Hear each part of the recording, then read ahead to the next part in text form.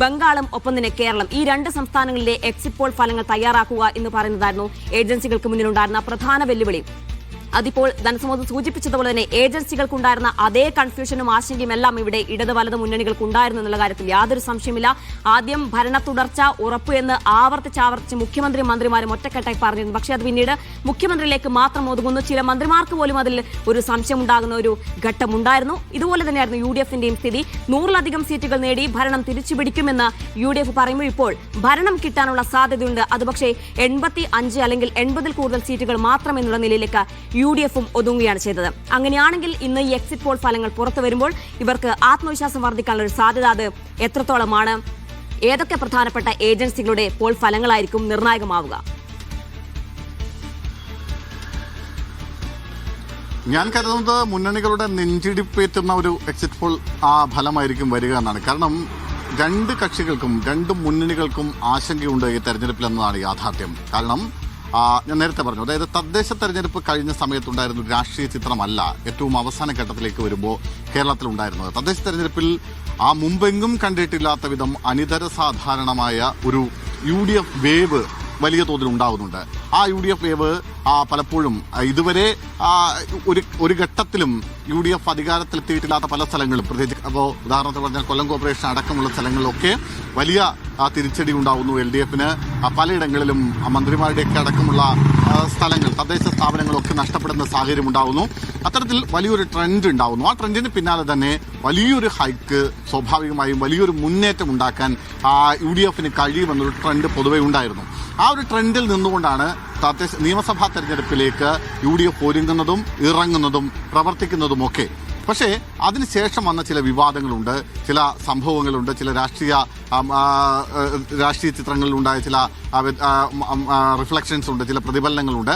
അത്തരം കാര്യങ്ങൾക്കൊക്കെ ഒടുവിൽ അവസാന ഘട്ടം എത്തുമ്പോഴേക്കും ഈ 100 സീറ്റിന് മുകളിലേക്ക് നേടി അധികാരത്തിലെത്തുക എന്നൊരവസ്ഥയിൽ നിന്ന് UDFന്റെ നേതാക്കളോട് തന്നെ വ്യക്തിപരമായി സംസാരിക്കുമ്പോൾ അവർ ഒരു 85-നും 90-നും ഇടയ്ക്കൊക്കെ ഒരു സീറ്റ് കിട്ടും എന്ന തരത്തിലേക്ക് അവരുടെ ആത്മവിശ്വാസത്തിൽ ഒരു നേരിയ ഇടിവുണ്ടായിട്ടുണ്ട് എന്ന് പറയാതിരിക്കാനാവില്ല. പക്ഷേ അങ്ങനെ പറയുമ്പോഴും കേരളം UDFന് അനുകൂലമായി ചിന്തിച്ചിട്ടുണ്ട്, വോട്ട് ചെയ്തിട്ടുണ്ട് എന്ന പ്രതീക്ഷയാണ് അവർ പങ്കുവയ്ക്കുന്നത്.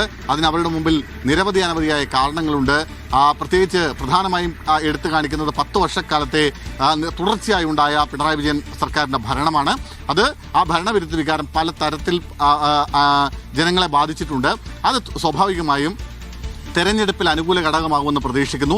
പ്രത്യേകിച്ച് കഴിഞ്ഞ തദ്ദേശ തെരഞ്ഞെടുപ്പിൽ UDFന് വലിയ നേട്ടം സമ്മാനിച്ചത് ശബരിമല വിഷയം തന്നെയാണ്. ആ ശബരിമല വിഷയത്തെ തെരഞ്ഞെടുപ്പിന്റെ അവസാന ഘട്ടത്തിലേക്ക് എത്തുമ്പോഴേക്കും ആ തരത്തിലേക്ക് തന്നെ പ്രചരണ വിഷയമാക്കി കൊണ്ടുവരാൻ UDFന് സാധിച്ചിട്ടുണ്ട്. പ്രത്യേകിച്ച് രാഹുൽ ഗാന്ധി കേരളത്തിലേക്ക് എത്തുന്നു.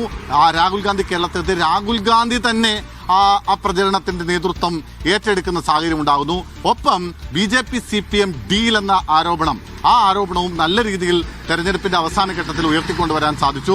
ആ ഡീലിന് ഉദാഹരണങ്ങൾ തന്നെ നിരത്തിക്കൊണ്ട് രാഹുൽ ഗാന്ധിയും മല്ലികാർജ്ജുൻ ഖാർഗെയും അടക്കമുള്ള കോൺഗ്രസിന്റെ പ്രധാനപ്പെട്ട നേതാക്കൾ, ഒപ്പം മറ്റ് പല സംസ്ഥാനങ്ങളിൽ നിന്നും എത്തിയ മുഖ്യമന്ത്രിമാർ, കോൺഗ്രസിന്റെ മുഖ്യമന്ത്രിമാർ അടക്കമുള്ള ആളുകൾ, അവരൊക്കെ നേരിട്ട് കേരളത്തിലിറങ്ങി ഈ BJP CPM ഡീൽ ആരോപണം വീണ്ടും ഉയർത്തിക്കൊണ്ട് പ്രചരണ രംഗത്തേക്ക് വരുന്നു. ഒപ്പം SDPI പരസ്യമായ പിന്തുണ പ്രഖ്യാപിക്കുന്നു UDFന്. അത് മറ്റൊരു വിഷയമായി ഉയർന്നു വരുന്നുണ്ട്. അങ്ങനെ നിരവധി വിഷയങ്ങൾ സർക്കാരിനെതിരെ CPMനെതിരെ ഉയർത്തിക്കൊണ്ടുവന്ന് കൃത്യമായി ഈ തെരഞ്ഞെടുപ്പ് പ്രചരണത്തിൽ ഒരു മുന്നേറ്റം ഉണ്ടാക്കാൻ സാധിച്ചിട്ടുണ്ട്.